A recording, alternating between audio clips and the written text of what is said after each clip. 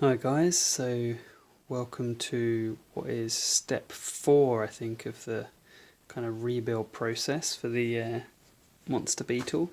I said last time that step 4 is gonna kind of go through building the shocks, so I just thought I'd talk a little bit about that. You'll notice that there's already some shocks. I've actually done the rear ones and I was just going to talk through the front shocks. Now I guess first thing to note are these little round circles here, which they actually fit inside the actual shock absorber, I guess, and they act as a bit of kind of resistance.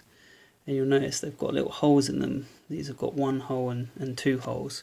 And in the instructions it tells you that if you want to have hard suspension you use one hole, if you want to have normal suspension use two.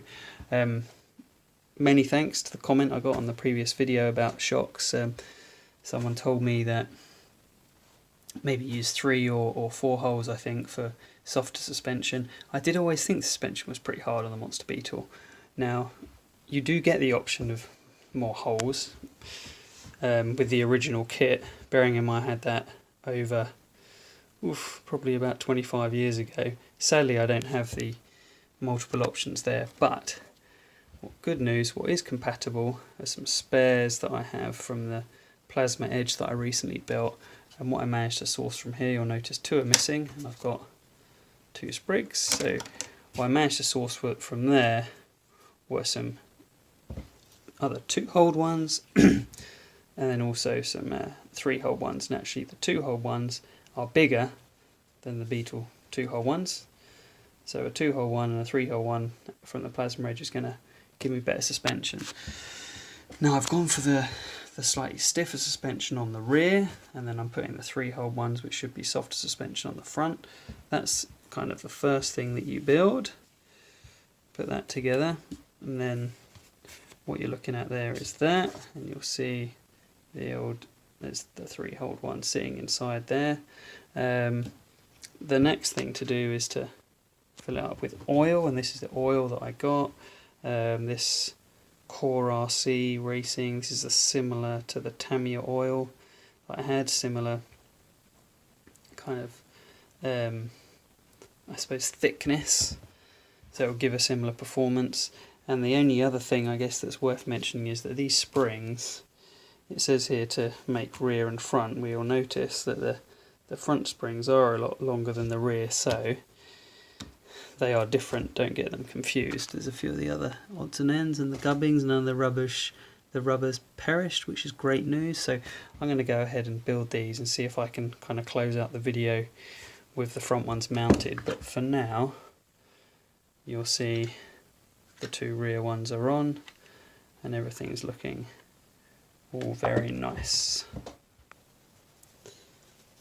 Okay, so both shocks now done.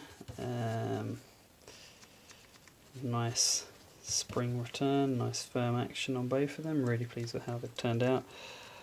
I guess I could have sourced and bought the original, I think they're X parts maybe, I don't know what parts they are for the Monster Beetle, and found some on eBay or something, but I had the ones for the plasma edge and I thought I've kind of already spent quite a lot of money whipping this into shape, so I just thought I'd see how they go. So we'll watch this space till I run it, I guess. Right, I'm going to try and put them in the car. Just worth quickly mentioning here that you'll see these 2 new parts bags that I've bought. So step 27, which is affixing the front shock. Step 27 calls for 2 of these screws. I only have 1 from the original kit, so I'm going to use one from this kind of Mud Blaster. The Mud Blaster was the same chassis as the Monster Beetle.